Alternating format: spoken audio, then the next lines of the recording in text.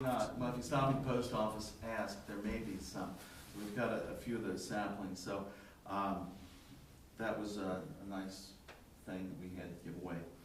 And, gosh, I think that's all for my report. If anybody's got any questions, I'll answer them. Otherwise, we'll move to committee reports. Finance and Audit, Mr. Drees. Let's start with you. Thank you, Mr. Mayor. First, I want to thank my colleagues that filled in for me the last two council meetings that I was unable to attend. You should just direct it. Well, some other folks did some things too, so you know who you are. Thank you. Sometimes business requirements of our full-time jobs that actually pay us wages that support our families take precedent. I had two things which were just out of my control. So, Jeff and friends. This has nothing to do with finance and audit, but I've got the microphone. And I just want to congratulate all the Greenhills high school and college graduates that will be graduating in the next few weeks. I know I'm going to miss somebody, and just forgive me right up front on it, from St. X, from Bacon, from LaSalle, from Winton Woods, from CHCA, from Cincinnati Christian. There's homeschool kids that are graduating. I have no idea where all of them went to college, but you've all worked hard, you've met requirements, and it's a great celebration for you in personal achievement, and so we're all proud of you. And I have a senior in high school, so I got to see some of the senior things, and there are some amazing young people, and I hope they all live in Greenhills for 100 years because it'll make our community better. We had a Finance and Audit Committee meeting, and I wanted to think in April, and I just want to highlight a few of the things from our meeting. We are currently in the biannual audit process, and we have an audit every other year by the state of Ohio or a subcontracted audit firm to do that, and we have always done well with that. I suspect that we will again, and once we have that complete, I will report the findings. Our budget process, for those of us that spend most of our life in private industry, the public budget process seems a little convoluted, but it is what it is, and we must adhere to the law. The 2014 budget needs to be passed by the June council meeting, and we'll have a hearing at that time for the budget. It seems to me it's a little crazy to try and project revenue and expenses, in some instances 18 months out if you're talking about December of 2014 by June council meeting, but it is our spending plan. It is also our revenue plan. We are looking at moving some of our village investable funds. Currently, our invested funds in the Star Ohio Fund yield 0.05%, and there's a possibility that we can move them to the Star Plus Fund, which pays a generous 0.21%, and we get a little bit more out of it, we'll go for that. I want to report on our income tax revenue. And this is really a difficult format when you hear somebody reading numbers to grasp this. So I tried to simplify this, and if you take the roughly $3 million that we receive in revenue a year, about a third of it comes from the income tax. And in 2012, we collected $1,010,348. So for round numbers, let's say we collected $1 million. As of May 1st last year, we collected $287,000. As of May 1st this year, we collected $414,821. So we're ahead roughly $127,000, which is a pretty significant number. Mm-hmm. It's really hard to get behind those numbers and figure out why on the income tax side. I think it's Intuitively, I think it's a couple of things. I think our economy is starting to improve. I think that there are some people that may have retired and said, you know, this nest egg isn't gonna make it, and have gone back into the workforce, so there's some additional income there. And I think that Rita is doing just an outstanding job of finding people that have made money within the village, whether they be contractors or residents or businesses, and making sure that we're getting every dollar. So I think it's a bunch of things, but we are ahead. We're not throwing a party or celebrating quite yet. We don't know whether it's a trend. This would be a reversal of the prior years on income tax revenue. If we continue on this trend line, it would be quite impressive and be very helpful for our future. As I've said often, we have some significant bond payments, and they continue to increase up until the year 2016. We have worked to build some fund balances in anticipation of that, and any increase in tax receipts would be helpful to it. So that's kind of my income tax report update. Council has in front of them as of May 1st, the summary through April 30th of all fund receipts, expenditures, and receipts over expenditures, and then the general fund breakout also. And just for the public's sake, our receipts year-to-date are $1,000,005,406. Our expenditures are $959,000, and I'm rounding these to the nearest thousand. So our receipts over expenditures are $587,000 in the all funds category. And we have some seasonality. We have some big expenditures coming up, but our expenses are below what they were last year. Our revenue is below what it was last year, and that's predominantly the effect of the local government fund that we have talked about, also the effect of the sunset of the death tax. So you have in your packet the funds balances, also in the fund summary sheet. All right, so that's the Finance Committee and the income tax revenue. I just wanted to report to the public, we have 2 community investment corporations, 2 CICs as we refer to them as. We call one the big CIC and the other one the little CIC. The little CIC, the major function of that is Concert on the Commons, and since I brought up Concert on the Commons, that starts very soon. June 5th. June 5th. And if you would like to make a donation towards that, that is not taxpayer money that funds that, you can send a check up to the Greenhills CIC, up to the office, and they would gladly accept that.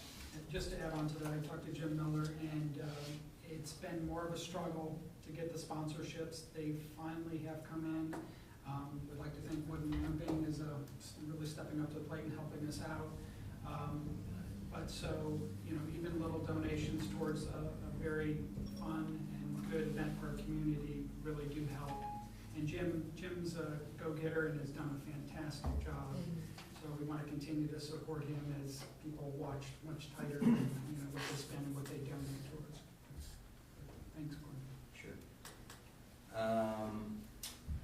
Council was invited to the Good Catch event, which happened to be tonight at the stadium. We can only be one place at a time. This is a partnership with the school. It's an event down at the stadium. We just want to acknowledge the folks at for inviting us to that. So thank you to them. And I believe that concludes my report, although I will have some legislation at the appropriate time. Well, why don't you say something about the academic Sweet 16? This is very cool. I love this thing. Winton Woods High School, as other high schools have started also, Winton Woods has been doing it for 7 years. They acknowledged the 16 top grade point averages of their graduating seniors. And they have a nice ceremony where the kids come in, they go to the podium, they state their name, what colleges they applied to, what they were accepted, and they declare where they intend to go. And then a representative of the college actually comes and shakes their hand and gives them some kind of small gift, whether it be a shirt, a pennant, a hat, a Buckeye necklace if you might be heading to Columbus, or something along those lines. And I am wildly proud of Greenhills students. Out of the 260 kids that are in the graduating class, they acknowledged these 16, and 7 out of the 16 are residents of 45218 Greenhills. So we're quite proud of them. So their picture, I believe, was in the Journal this week. And, but we're proud of all the students, wherever they go to school, and their achievements. But it was kind of cool to be sitting there and say, yeah, 7 out of those come from right here in our little neighborhood. So it was very nice. Great. Well, thank you, Mr. Trees. Any questions for Finance and Audit? I just want to thank you for the answer of the questions that I had. Although I did not get a direct answer with the item in the newspaper that I quoted, and you wanted to know exactly where I had my figures from. If I accept the fact that Mr. Mayor said that you were the guru of insurance, and I would like to, if as respectful as it could be, if I were to do research and have any other findings, if I may share them with you, because at this time, the affordable health care may not be that affordable. And I know that we are going to be talking about some raises for our very well-deserved employees. And that's what I was asking the question about the insurance premium, whether or not we're going to be assured that it's going to be for a whole year, and this is not going to put a damper on it.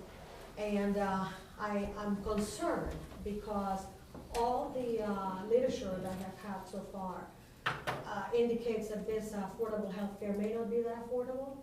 Right. And I'm concerned with our staff that at some point we will give them a raise, and then it would be kind of cruel to have to add on some kind of imposition of the healthcare situation for them to complement on that. And not only I think it would be cruel to our employees, but I think it would be bad government. So if I respectfully may research some of that and bring it to your attention of my findings, and if that's okay with you. If not, if you would consult with your higher ups that you have your connection in, what are the projections they themselves have in view of this article. This is the second time that I brought this up from the Inquirer newspaper. Yeah, let me give some people that might be listening a little background on our dialogue back and forth. Okay. Because I'm sure they weren't privy to our emails or discussion. Maria had referred, first of all, my expertise is on the property casualty side, not necessarily on the health insurance side, although I am employed by the 5th largest insurance broker in the world, and we are a leader on the healthcare side as well as the property casualty side. So some of my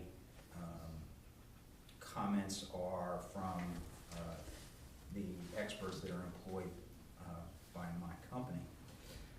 Maria had asked me, referred to me an article that cited 32% increases based on a study of the nation's leading group of financial risk analysts. The jump of 32% was for individual policies, it wasn't for group policies. So it's a little bit of apples and oranges. I had asked our folks what was a reasonable expectation for increases, and I believe I gave you something in the 10 to 12, 14% Right. range. These are all estimates. The 32%, again, is individual policies, not group policies. It may or may not include people with good experience, bad experience. The overall experience of the group tends to dictate the cost, and we've had good experience with our group, so we've enjoyed lower than average increases. If you take my estimate, if you take your estimate versus my estimate, I think it's about a $14,000 difference, which is less than 0.5% of our total budget. I think as a responsible employer, we'll find a way to make sure that we continue to provide health insurance to our employees. And just for the public's, sometimes people that are employed by government entities get a bad rap. Sometimes they deserve it, and sometimes they don't. And I think we're in a season where it's awful easy to pick on and target people that work for public entities, and I think a lot of it is undeserved. And people say, they got the greatest benefits in the world. Well, the 20% of the premium that is charged to us for our employees is paid for by the employees. So to the extent, and we'll talk about raises, but this is a good tie-in, to the extent that we have not given raises and they have seen small increases in their health insurance in the last few years, their take-home pay has actually gone down. So I think when we get to the raise piece, I'll cover it, but I concur we want to be responsible, and I don't foresee, nor has the Finance Committee entertained any thoughts about dropping health care coverage for our employees. So, is that? There has been other businesses and areas that they have been having some talks about this, and that's how come I mean, it's a serious topic. I concur 100%, but I don't see us having any serious conversation about dropping health coverage for our employees. Thank you, Mr. Reeves. Sure. Moving on, Recreation, Cable TV, Mr. Hermes. Wow, I'm second again. This is great. Tree City. You guys didn't say anything about Destinies. They did a great job with the food. Yes, they did. They did. Yes. And the desserts were the bomb. They had 2 or 3 of them. April 28th was the kickoff Celebrity Foursome last Sunday. I think somebody sitting at the table is there. Yeah, I was. Saw you on YouTube for the 24 minutes. It was Aki, Fred, Tim Tilton, and Charlie, our retired grass cutter. And he was there too. Groundskeeper. Groundskeeper. Mr. Walterman was there. Oh, I know, I was there, but he wasn't a part of that, Well, when the force. wasn't a celebrity foursome. But he got rained on copiously, you know. That's right, posthumous. So the turnout was really great. You know, I just read the email from Joel, and I guess it had a lot of, the thing that I really liked about what he, in the email, the membership number is 50% higher than what it was in 2012 right now. Mhm. And I guess just the Waynesville Church Ladies League and a Thursday night Men's League, they Mhm. had a really good time and enjoyed themselves. So he's just thank you very much for all the support and enthusiasm, and you know, he's got great vibes from everybody. So the golf course looks really great. So I'm pretty excited about what's happening with it right now. Then also, I guess we got here in the next couple of months, I'm hoping to have my vision. Playground started and completed before the 4th of July. So I'm getting people lined up, so we're pretty excited about that. Otherwise than that, that's about it for this past month. And I have a motion to do later on. All right. Any questions for Recreation? I just want to concur that the golf course looks great. Took a trip around it in about 30-some strokes, give or take. It looks great. Great crew, volunteers. Bud had a nice article in the Journal thanking folks that helped out. And Joel's got a lot of juice. Yeah, he does. He does. Good stuff. I wanted to also thank you for starting the new program that Mr. Walterman and I brought up as to when we were going to introduce any new members of commissions and so forth, and it worked out really well. Mhm. I wanted to thank you for that. And do we have something pending for the first Thursday of June with the Greenhills Hilltoppers? I haven't talked to the gal yet. Okay, I believe there is an open house picnic. That very well could be. And anybody that would like to attend, I believe they need to bring a side dish, and they would Do have. you want me to attend just because I'm that age? Is that what you want me to do? You want me to attend? I go to that, but remember, I'm 29. Okay. But I will try to have a good word for you. Okay. But I would like to invite anybody listening now that perhaps they should get in touch with maybe Barb. She's no longer the president, but she would have the information Right. to inform anybody that would like to attend to the picnic. I don't even know where the picnic is at. I believe it's in Winton Woods by Perky Farms. Okay. And any other further information, Ms.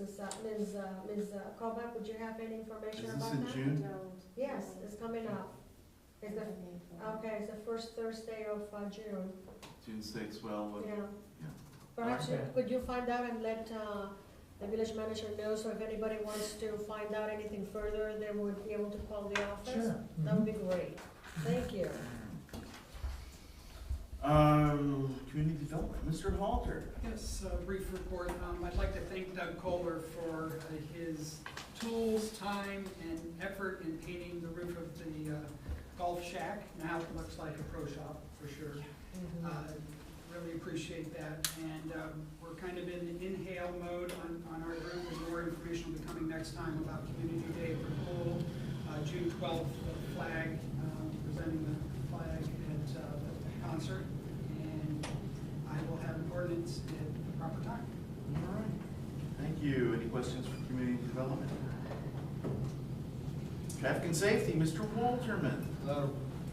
Walter, I don't remember, at the first go-round, I forgot that you and Doug, but today. Because we were up in the air. Yeah, I you were know, down but here. did I remember to put you in the article? I don't remember. That's, Oh, I that's did, I okay. I just wanted to apologize. call attention. Thank you, Bud. I forgot you the first go-around, then I said, oh, I forgot Doug and Jeff, and then when I typed it up, my apologies.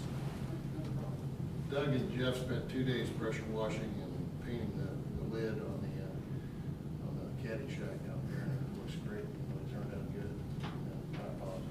That's why I don't write any articles. I just do something else. Yeah, but I spent an hour painting that flagpole. That's right, you did. Oh, that's right. And then we spent about a half hour. You weren't even on the forgotten painting list. off the back. Well, that's the last time I'll thank anybody for that. No, it was good, it was good, and there's a lot to cover, and innocent mistake. No I'll problem. try to follow that. Before I get into the report, I'd like to, Ted brought up the frontage, and I happen to have the code here, and I don't want to open up a debate or discussion now, but I just wanted, something you might want to look up on page 78 and page 82 on the B1 and B2, the front yard and side yards. If it's next to a residence, B1 requires a 30-foot buffer zone, and B2, which is light industrial, requires, I don't want to get into a discussion about it, I just want to let you know, and you can kind of look it up and see if I'm right. B2 I understand, it's is just the 50, village center designation creates the problem. which is B1. Well, No, it's BC. It's a no. different thing. It's completely Okay, off all right, the now. subject. Why don't we? It's deal a with different I was animal. looking in the wrong place, okay. It's a horse of a different color. All right. Well, as you know, we lost our new chief, Jim Schaefer.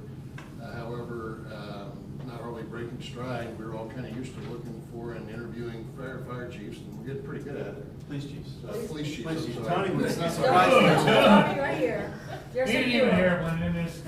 Freudian slip. You're good. I guess I Police should chiefs. give a go at trying to run the police department. Well, stick around. You did a damn good job. I got enough to do, thank you. But Yvonne is all over getting candidates in for to be interviewed, and we're kind of moving down that process. We're having a meeting. We haven't had a meeting other than just search committee meetings. We're having a meeting next Wednesday, the 15th, at 3 o'clock, and that will be one of the items on the agenda to discuss where we are and what's going on and where we need to go next in that regard.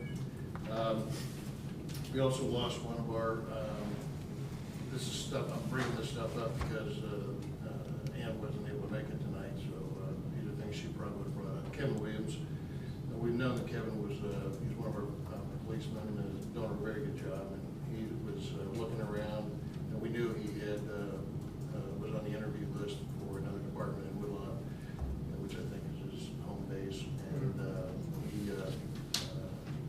did wind up taking a job down there, so we're going to try to accelerate the process of getting a replacement for Kevin. There's testing and some other things that will take place, which we'll be addressing.